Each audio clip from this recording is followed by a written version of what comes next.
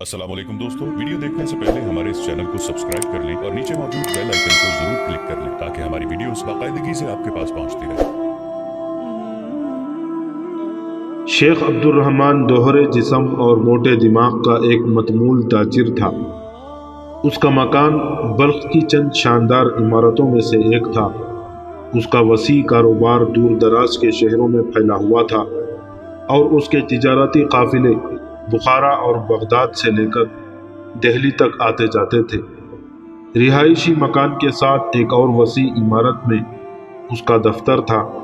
तातारियों के हमले ने उसे ख्वारिज़म से कारोबार समेटने पर मजबूर कर दिया था। बुखारा और समरकंद से उसके कासिद निहायत परेशान कुन खबरें ला रहे थे। चंद हफ्ते पहले उसने बल्ख को महफूज समझते हुए अपना मालो मता वहां जमा करना शुरू कर दिया था, लेकिन अब वो अपना कीमती मालो असबाब गजनी भेज रहा था। ताहिर को जिस कमरे में ठहराया गया वो बेश कीमत ईरानी कालीनों और अतलस व कमख्वाब के पर्दों से आरास्ता था। उसने इस्माइल के साथ पास की मस्जिद में मगरिब की नमाज अदा की और शहर के पुररौनक बाजार का एक चक्कर लगाने के बाद वापस आ गया। वो इस्माइल के साथ बातें कर रहा था कि कमरे में हनीफा एक मामर खातून दाखिल हुई। इस्माइल ने जल्दी उठते हुए कहा, नानी जान आई हैं। ताहिर भी उठकर अदब के साथ खड़ा हो गया। हनीफा की आंखों से हिज़्न मलाल टपकता था। उसने आते ही किसी तमहीद के बगैर कहा, नौजवान, मैं तुम्हारा शुक्र अदा करती हूँ। तुमने हम पर बहुत बड़ा एहसान किया है, खुदा तुम्हें जजा दे। ताहिर ने जवाब दिया, मैं अपने आप को शुक्रिया का मुस्तहिक नहीं समझता, यह मेरा फ़र्ज था। मुझे इस्माइल के वालिद के मुतालिक अफसोस है। हनीफा ने गर्दन ऊपर उठाई और कहा, वो मरा नहीं, शहीद हुआ है। मुझे उससे यही तवक्को थी। मुझे सुरैया ने बताया है कि तुम अलग सुबह बगदाद रवाना हो जाओगे। मैं तुम्हें ज़रूरी काम से रोकना नहीं चाहती, लेकिन अगर फिर भी इस रास्ते से गुजर हो तो इस घर को अपना घर समझो। बगदाद पहुंचकर ये ना भूल जाना कि बल्ख में एक अरब माँ तुम्हें अपना बेटा समझती है।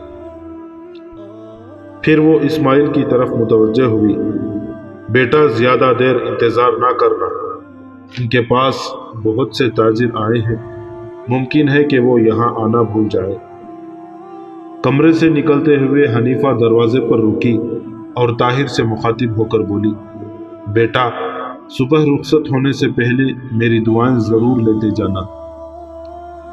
कुछ देर बाद बराबर के कमरे से किसी ने इस्माइल को आवाज़ दी और ताहिर के दिल में एक खफीफ सी धड़कन पैदा हुई। यह सुरैया की आवाज़ थी। इस्माइल दरवाजे पर से पर्दा हटाकर साथ वाले कमरे में दाखिल हुआ और थोड़ी देर बाद वापस आकर बोला, आपा का ख्याल है कि शायद नाना जान को आने में देर हो जाए, चलिए आप खाना खा लें। ताहिर ने कहा, क्या यह बेहतर ना होगा कि हम थोड़ी देर और इंतज़ार कर लें? इस्माइल ने जवाब दिया, नाना जान का कुछ पता नहीं।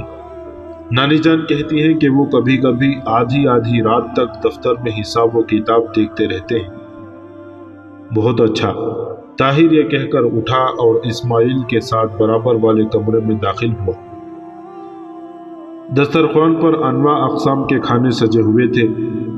एक हबशी गुलाम अदब से हाथ बांधकर एक कोने में खड़ा था। तकल्लुफ़ात में यह दस्तरख्वान बगदाद के किसी अमीर दस्तरख्वान से कम ना था। ताहिर ने बैठते हुए इस्माइल से पूछा, और मेहमान भी आएंगे? उसने जवाब दिया, नहीं, बाकी मेहमानों का खाना बाहर के मेहमान खाने में भेज दिया गया है।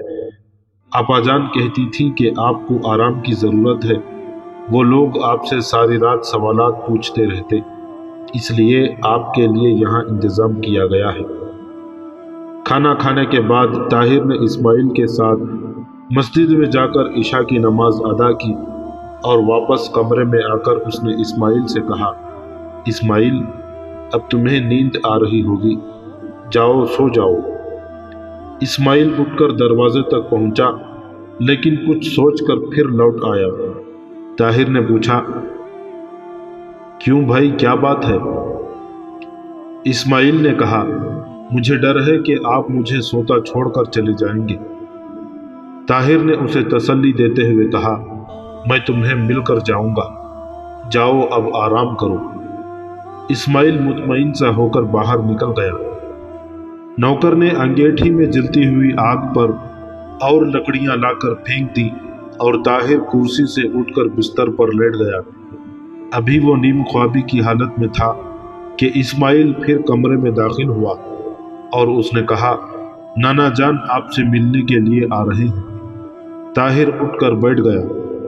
تھوڑی دیر بعد ایک درمیانے قد کا موٹا تازہ معمر آدمی کمرے میں داخل ہوا۔ طاہر نے جلدی سے اٹھ کر مصافحہ کیا۔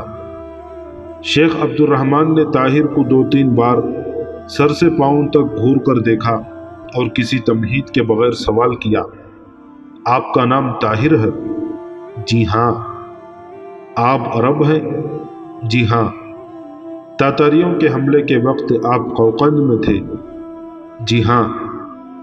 آپ وہاں کیا کام کرتے تھے؟ میں وہاں تیمور ملک کا ایک سپاہی تھا۔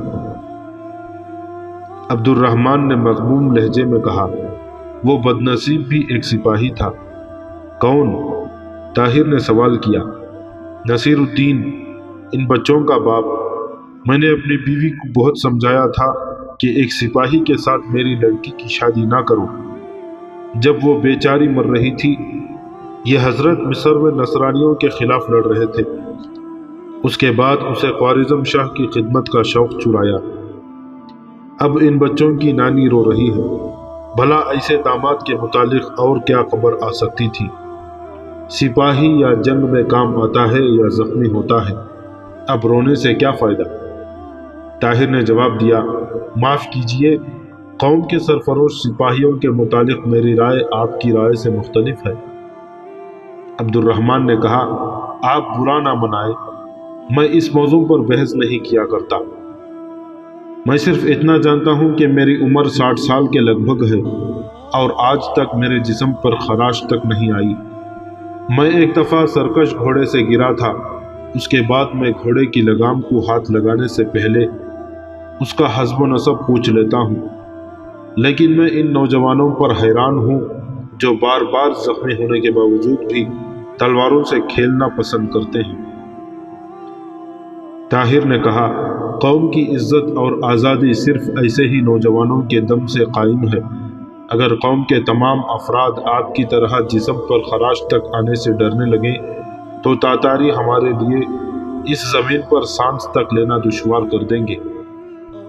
آپ نے غلط سمجھا، مجھے عام سپاہیوں سے نفرت نہیں، مجھے صرف ان لوگوں کے خلاف شکایت ہے جن کو گھر میں آرام میسر تھا لیکن وہ صرف اپنے عزیزوں کو رلانے کے لیے میدان جنگ میں چلے جاتے ہیں۔ نصیر الدین ایسے ہی آدمیوں میں سے تھا۔ طاہر نے کہا قوم کی عزت اور آزادی کے لیے لڑنا ہر شخص کا فرض ہے، یہاں عام اور خاص کا سوال پیدا نہیں ہوتا۔ خدا کی نگاہ میں امیر اور غریب کے خون کی قیمت ایک ہی ہے، بلکہ میں سمجھتا ہوں کہ اگر قوم آزاد ہو تو عمرہ زیادہ فائدہ اٹھاتے ہیں، اس لیے قربانی کے وقت انہیں قوم سے پیچھے نہیں بلکہ آگے رہنا چاہیے۔ عبد الرحمن نے اس بحث میں لاجواب سا ہو کر گفتگو کا موضوع بدلنے کے لیے اسماعیل سے کہا کیوں اسماعیل، تم تاجر بنو گے یا سپاہی؟ سپاہی بنوں گا اور تاجر بھی بنوں گا۔ عبد الرحمن نے پریشان سا ہو کر طاہر کی طرف دیکھا اور کہا مجھے معلوم ہوا ہے کہ آپ صبح جانا چاہتے ہیں۔ جی ہاں، میں آج ہی جانا چاہتا تھا لیکن آپ سے ملاقات کے شوق میں ٹھہر گیا۔ بہت اچھا، میں صبح ضرور ملوں گا۔ یہ کہہ کر وہ اسماعیل کا بازو پکڑ کر باہر نکل گیا۔ بالاخانے کی سیڑھیوں پر چڑھتے ہوئے نانا اپنے نواسے سے بلند آواز میں کہہ رہا تھا بے وقوف، میں نے خوارزم شاہ کو 2 لاکھ دینار بھیجے ہیں، اس رقم سے وہ کئی اور سپاہی اپنی فوج میں بھرتی کر سکتا ہے۔ میرا مقصد سپاہیوں کی توہین نہ تھا، میرا مطلب یہ تھا کہ تاجر بھی اپنا کاروبار سنبھال کر قوم کے لیے بہت کچھ کر سکتے ہیں۔ اگر تمہارا باپ خوارزم شاہ کے لیے جان دینے کے بجائے تجارت میں میرا ساتھی ہوتا तो हम लाखों का कारोबार और बढ़ा सकते थे और ख्वारिज़म शाह को बहुत ज़्यादा मदद दे सकते थे। इस्माइल कह रहा था, अब्बा जान ने ख्वारिज़म शाह के लिए जान नहीं दी, उन्होंने हमारी आज़ादी और इज्जत के लिए जान दी है। और वो गुस्से से कांपती हुई आवाज़ में कह रहा था, इसीलिए तो वो तुम्हें तन्हा छोड़कर चला गया था। खुदा का शुक्र करो कि इस नौजवान को तुम्हारी मदद के लिए भेज दिया, वरना ना मालूम तुम्हारा क्या हशर होता। लेकिन तुम्हें बहस करना किसने सिखा दिया? चलो। ताहिर को दोबारा सीढ़ियों पर उनके पाँवों की आहट सुनाई दी और वो मुस्कुराता हुआ बिस्तर पर लेट गया। सुबह मस्जिद में नमाज पढ़ने के बाद जब ताहिर दोबारा अपने कमरे में आया तो इस्माइल वहां मौजूद था। वो बोला, दूसरे कमरे में नाश्ता तैयार है। ताहिर नाश्ता खाकर फारिग हुआ। एक नौकर ने आकर कहा, आका आपको बुलाते हैं। ताहिर इस्माइल की रहनुमाई में कमरे से निकलकर एक कशादा बरामदे में चंद कदम चलने के बाद सीढ़ियों पर चढ़ा और बालाई मंजिल के एक खुशनुमा कमरे में दाखिल हुआ।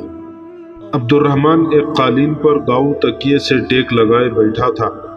उसके सामने चांदी के तश्त में एक थैली पड़ी हुई थी। उसने उठकर ताहिर के साथ मुसाफहा किया और उसे अपने पास बिठाते हुए कहा, आपका घोड़ा तैयार है। सुरैया कहती थी कि आपका एक दिन ज़ाय हुआ, इसलिए मैं आपको अपने अस्तबल का बेहतरीन घोड़ा दे रहा हूँ। शहर के गवर्नर से भी मिल चुका हूँ, उसने रास्ते की चौकियों के नाम ये मुरासिला लिख दिया है, लीजिए। ताहिर ने अब्दुर्रहमान के हाथ से गवर्नर का मुरासिला लेते हुए कहा, शुक्रिया, लेकिन मेरे पास तैमूर मुल्क का मकतूब था। मुझे सुरैया ने यह बताया था, लेकिन तैमूर मुल्क के इकबाल का सितारा इन दिनों गर्दिश में है। मुझे डर था कि शायद बल्ख के गवर्नर के सिपाही उसके मकतूब को कोई अहमियत ना दें। सुरैया ने यह खदशा भी जाहिर किया था कि आपको तैमूर मुल्क का साथी समझकर रास्ते की चौकियों के अफसर आपसे तरह तरह के सवालात पूछेंगे और आपका बहुत सा वक्त ज़ाय करेंगे। ताहिर ने उठते हुए कहा, मैं इस तकलीफ के लिए आपका शुक्रगुजार हूँ, अब मुझे इजाज़त दीजिए। ठहरिए। अब्दुर्रहमान ने चांदी का तश्त अपने हाथ में लेकर अपना भारी भरकम वजूद संभालते हुए उठकर कहा, मैं आपकी तकलीफ का सिला नहीं दे सकता, मेरी तरफ से ये हकीर नजराना कबूल कीजिए। ताहिर की खूबसूरत और कशादा पेशानी पर हल्की हल्की शिकनें नमूदार हुई और उसने अब्दुर्रहमान के हाथों से तश्त लेकर नीचे रख दिया और थैली की तरफ इशारा करते हुए कहा, इसमें क्या है? 2000 अशरफियाँ, लेकिन अगर आप इसे कम समझें तो मैं इन्हें दुगना करने के लिए तैयार हूँ। आपको मेरे मुतालिक गलत फहमी हुई, मुझे इजाज़त दीजिए। ये कहते हुए ताहिर ने मुसाफहे के लिए हाथ बढ़ाया, लेकिन अब्दुर्रहमान परेशान सा होकर दोनों हाथों से अपनी क़ुबा का दामन मसल रहा था। तुम खफा हो गए? कैसी गलत फहमी? मैं तुम्हारी बड़ी से बड़ी तवक्को पूरी करने के लिए तैयार हूँ। मैं सुरैया और इस्माइल को हीरों से तोड़कर तुम्हें दे सकता हूँ। एहसान का बदला एहसान है। तुम दिल खोल कर मांगो और मैं दिल खोल कर दूंगा। मैं एक अरब हूँ। ताहिर ने कहा, मैंने आपके लिए कुछ नहीं किया, और अगर कुछ किया है तो वो मेरा फर्ज है। आप अरब हैं तो मैं भी एक अरब हूँ, लेकिन अरब होने से पहले हम दोनों मुसलमान हैं, और मुसलमान किसी के खुलूस को पैसों से तोला नहीं करते। अब्दुर्रहमान अपनी क़ुबा को अब बुरी तरह मसल रहा था। वो कुछ कहना चाहता था, लेकिन उक़ब के कमरे के दरवाजे पर लटके हुए पर्दे को जुम्बिश हुई और सुरैया ने अचानक नमूदार होकर अब्दुर्रहमान का हाथ पकड़ लिया।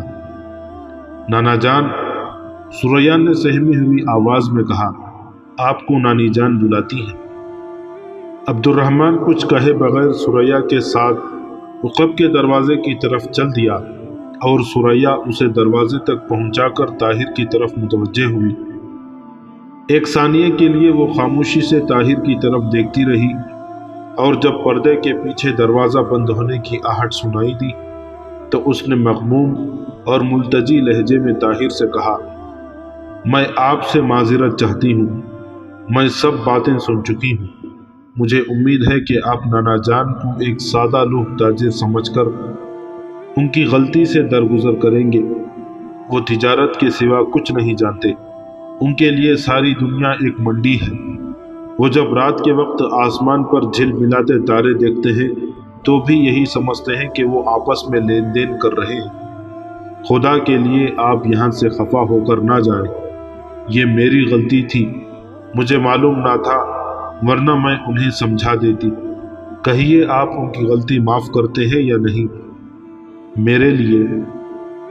طاہر مسکرایا اور ثریا نے محسوس کیا کہ اس کے آسمان سے غم کے بادل چھٹ گئے۔ اس نے کہا، ثریا تم پریشان کیوں ہو؟ تمہارے نانا جی نے تو مجھے کچھ کہا ہی نہیں۔ میرے دل میں ان کی بہت عزت ہے، اپنے زاویہ نگاہ سے انہوں نے کوئی بری بات نہیں کی۔ فرض کرو اگر میرے پاس کچھ نہ ہوتا تو میری ضرورت کا احساس کرنا ان کا فرض نہ تھا؟ ثریا مسکرائی اور اس مسکراہٹ کے ساتھ ہی اس کی آنکھوں میں آنسو بھر آئے۔ طاہر بیک وقت اس کے ہونٹوں پر کھلنے والی مسکراہٹ اور اس کی آنکھوں میں چھلکتے ہوئے آنسوؤں پر حیران تھا۔ اس نے سورج کی ابتدائی کرنوں میں پھولوں کو بیدار ہوتے ہوئے دیکھا تھا۔ اس نے گلاب کی کٹوروں میں شبنم کے موتی دیکھے تھے، لیکن ثریا کی آنکھیں شبنم میں نہائے ہوئے پھولوں سے کہیں زیادہ دل فریب تھیں۔ اس کے ہونٹ سورج کی سنہری کرنوں میں مسکرانے والی کلیوں سے زیادہ جاذب نظر تھے۔ ایک بہادر عورت موت کے سامنے مسکرا رہی تھی، انتہائی کرب کی حالت میں اپنے آنسو ضبط کر سکتی تھی، لیکن اچانک مسرت کا پیام سن کر وہ جب مسکراتی ہے تو آنکھیں بے اختیار دبے ہوئے آنسوؤں کے خزانے لٹا دیتی ہے۔ ثریا نے کہا، آپ تھوڑی دیر یہاں ٹہریے، نانی جان آپ کو خدا حافظ کہنے آئیں گی، اسماعیل انہیں جانے نہ دینا۔ ثریا برآمدے میں سے گزر کر ساتھ کے کمرے میں داخل ہوئی اور جلدی سے یہ کمرہ عبور کرنے کے بعد عقب کے کمرے میں پہنچی۔ اس کمرے کا ایک دروازہ اس کمرے کی طرف کھلتا تھا جہاں اس کی نانی اور نانا آپس میں باتیں کر رہے تھے۔ نیمواں دروازے کے آگے لٹکے ہوئے پردے کے پیچھے کھڑی ہو کر وہ کچھ دیر ان کی باتیں سنتی رہی۔ اس کا دل دھڑکنے لگا اور وہ اپنے گالوں اور کانوں میں ایک حرارت سی محسوس کرنے لگی۔ شیخ عبد الرحمن کہہ رہا تھا، ثریا بھی یہی چاہتی ہے؟ اور ثریا کی نانی کا جواب تھا، اور ثریا اگر یہ نہ چاہتی تو میں اسے بے وقوف سمجھتی۔ تم خود سوچو، اگر تم خود ثریا کی جگہ ہوتے تو تمہارے دل میں ایسے نوجوان کے لیے ایک نہ مٹنے والی خواہش بیدار نہ ہوتی؟ عبد الرحمن نے قدر تعامل کے بعد جواب دیا، اس میں شک نہیں کہ وہ خوش وضع ہے، اور اس میں بھی شک نہیں کہ وہ شریف ہے، عالی نسب بھی معلوم ہوتا ہے، سیر چشم بھی ہے، لیکن اگر ثریا کی جگہ میں ہوتا تو شادی کے لیے ایسے نوجوان کو منتخب کرنے کی حماقت نہ کرتا جو آنٹھوں پہر سر ہتھیلی پر رکھ کر پھرتا ہو۔ بہرحال مجھے اب یقین ہو چکا ہے کہ تم آج نہیں تو کل، کل نہیں تو پرسوں مجھ سے ثریا کے متعلق اپنا فیصلہ منوا کر رہو گی، اس لیے میں ہتھیار ڈالتا ہوں۔ تم مطمئن رہو، میں ابھی اس سے بات کرتا ہوں، بس وہ چلا نہ گیا ہو۔ اسماعیل، اسماعیل، اس نے بلند آواز میں کہا۔ جی، اسماعیل کی آواز آئی۔ مہمان یہی ہیں؟ جی ہاں۔ ان سے کہو تھوڑی دیر ٹھہریں، میں ابھی آتا ہوں۔ حنیفہ نے کہا، لیکن خدا کے لیے کوئی اور حماقت نہ کر بیٹھنا۔ اس نے بگڑ کر کہا، تم اب بھی مصر ہو کہ اسے اشرفیاں پیش کرنا حماقت تھی؟ حنیفہ نے جواب دیا، حماقت نہیں تو اور کیا تھا؟ خدا کی قسم، جب سے میں نے ہوش سنبھالا ہے مجھے یہ پہلا شخص ملا ہے جسے دولت سے نفرت ہے۔ اچھا، اب خدا کے لیے جاؤ، لیکن سوچ سمجھ کر بات کرنا۔ تو تمہارے خیال میں میں سوچ سمجھ کر بات نہیں کرتا؟ خدا کی قسم دنیا میں صرف تم ہو جسے میں اپنی دانشمندی کا متعارف نہ بنا سکا، ورنہ بلخ، بخارا اور سمرقند میں کوئی شاعر ایسا نہیں جس نے میری مدح میں قصیدے نہیں لکھے۔ اگر آج تم نے کوئی غلطی نہ کی تو میں بھی ہمیشہ کے لیے تمہاری عقل مندی کی معترف ہو جاؤں گی۔ تو پھر دروازے کے قریب بیٹھ کر غور سے میری باتیں سنو۔ ثریا اپنی توقع سے زیادہ سن چکی تھی۔ وہ کمرے سے وحشی ہرنی کی طرح بھاگی اور چند کمرے چھوڑ کر اپنے کمرے میں جا پہنچی۔ قد آدم آئینے میں اس نے اپنا چہرہ دیکھا۔ اس کے گال سرخ ہو رہے تھے۔ اس نے جلدی سے کاغذ اور قلم اٹھایا اور قالین پر بیٹھ کر لکھنے میں مصروف ہو گئی۔ یہ ایک خط تھا، اس کا پہلا خط۔ عبد الرحمن دوسرے کمرے میں طاہر کے پاس کھڑا تھا۔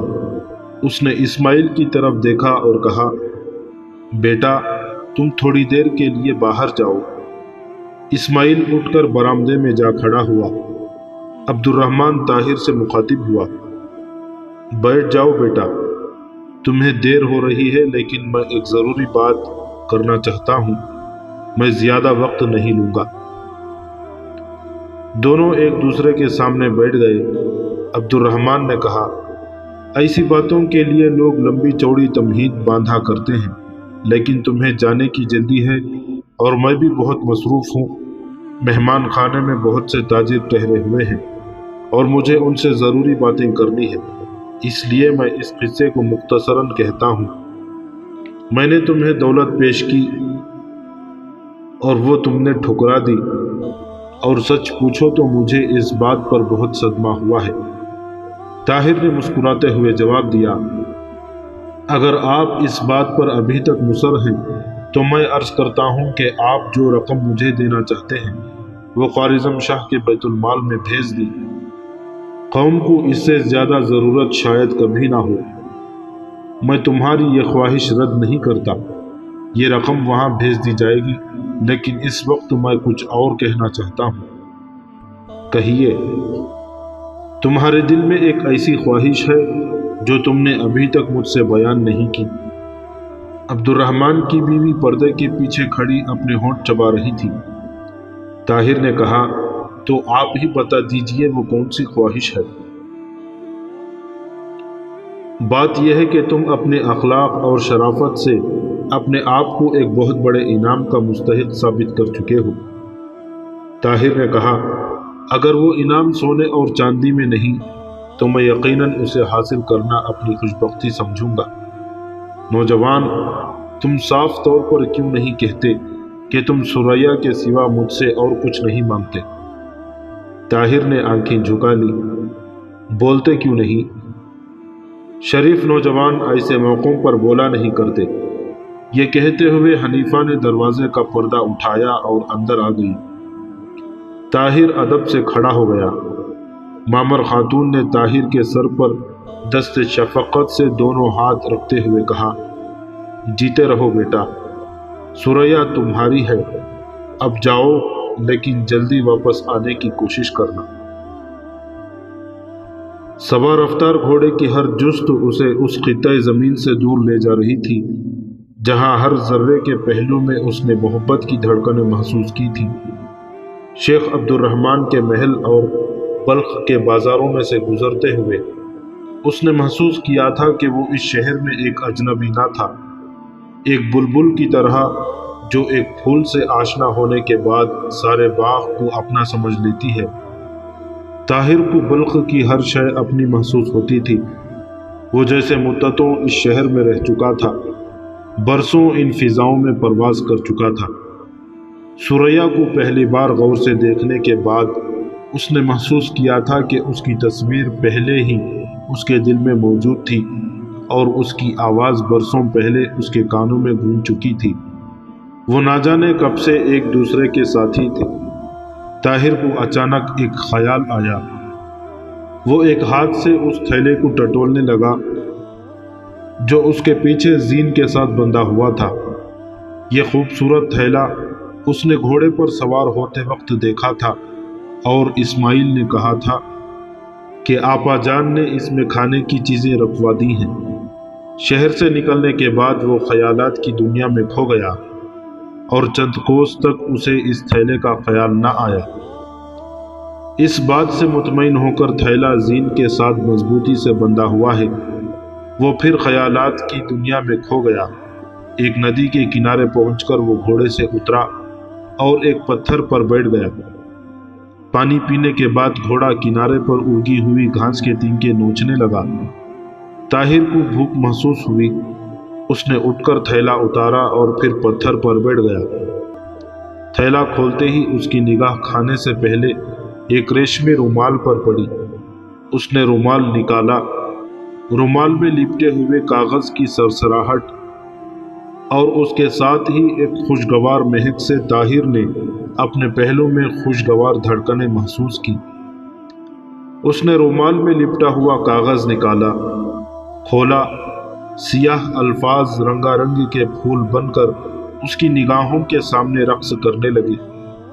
उसे तनफ्फुस भी बार महसूस हो रहा था। फिजा में एक नगमा गूंज रहा था, ऐसा नगमा जिसकी तानें बहुत बुलंद थी। आहिस्ता आहिस्ता इस नगमे के सुर धीमे होने लगे। रक्स करते हुए फूल सियाह धब्बों में तब्दील होने लगे। वो सुरैया का खत पढ़ने लगा। पहली बार उसके होंठों को जंबिश न हुई, दूसरी बार उसके होंठ हिलने लगे, तीसरी बार वो बुलंद आवाज से पढ़ रहा था। मेरे मोहसिन, तुमने कहा था कि ऐसे पुरआशूब जमाने में कहने और सुनने का मौका बार बार नहीं आता। मैं ये सतूर ऐसी एहसास के मातहत लिख रही हूँ। नाना नानी जान मेरी दायमी हिफाजत के लिए आपको मुंतखब कर चुके हैं। मुझे डर है कि मैंने अपनी बेकरारी का मुजाहिरा करके अपने आप को एक मुजाहिद की खादिमा बनने का अहल साबित नहीं किया। जब आप बल्क से कुछ फासले पर मुझे खुदा हाफिज कहना चाहते थे तो मेरी आंखों में आंसू आ गए थे। उस वक्त मेरे लिए ये एहसास नाकाबिले बर्दाश्त हद तक तकलीफदा था कि हम दोनों एक दूसरे से अलहदा होकर अपनी ज़िंदगी की किताब का नया वर्क उलटने वाले हैं। मुझे ये इत्मीनान ना था कि वक्त के हाथ हमें फिर एक बार एक ही शाहराह पर ला खड़ा करेंगी। अब मैं अपने दिल में ये इत्मीनान महसूस करती हूँ और आपको यकीन दिलाती हूँ कि आइंदा आप कभी मेरी आंखों में आंसू नहीं देखेंगे। मैं ये ज़रूर कहूँगी कि आप बगदाद जैसे पुररौनक शहर में पहुंचकर इस छोटे से शहर को भूल ना जाएं, लेकिन साथ ही ये दुआ भी करती रहूँगी कि मेरा ख्याल आपके बुलंद इरादों में हायल ना हो, मेरी याद आपके पाँवों की जंजीर ना बन जाए। गालिबन नाना और नानी जान आपसे बहुत जल्द बल्क लौटने का मुतालबा करेंगे, लेकिन मैं ये इल्तिजा करती हूँ कि जब तक बगदाद में आपका मकसद पूरा ना हो आप वापस आने का इरादा ना करें। मेरी फिक्र ना करें, मैं हमेशा आपकी हूँ। जब तक सूरज दुनिया को सुबह का पैगाम देता रहेगा और रात के वक्त सितारे आसमान पर जगमगाते रहेंगे, मैं आपका इंतज़ार करती रहूँगी। आप ख्वाह कहीं हो, मेरे लिए ये इत्मीनान काफ़ी होगा कि आप मेरे हैं। सुरैया। ताहिर ने ख़त अपनी जेब में डाल लिया। उसकी भूख मर चुकी थी। उसने बेतवज्जही से चंद निवाले खाए और थैला जीन से बांधकर घोड़े पर सवार हो गया। घोड़ा हवा से बातें कर रहा था। उसके कानों में सुरैया के ये अल्फाज एक नगमा बनकर गूंज रहे थे। आप ख्वाह कहीं हो, मेरे लिए ये इत्मीनान काफ़ी होगा कि आप मेरे हैं। दोस्तों, आज के लिए इतना ही। इसी कहानी की अगली किस्त के साथ बहुत जल्द हाजिर होंगे। नीचे कमेंट सेक्शन में अपनी राय का इजहार जरूर कीजिएगा। हमारे इस चैनल को सब्सक्राइब करके नीचे मौजूद बेल आइकन को भी जरूर क्लिक कीजिएगा। अगली मुलाकात तक के लिए हमारा और आपका अल्लाह निगहबान।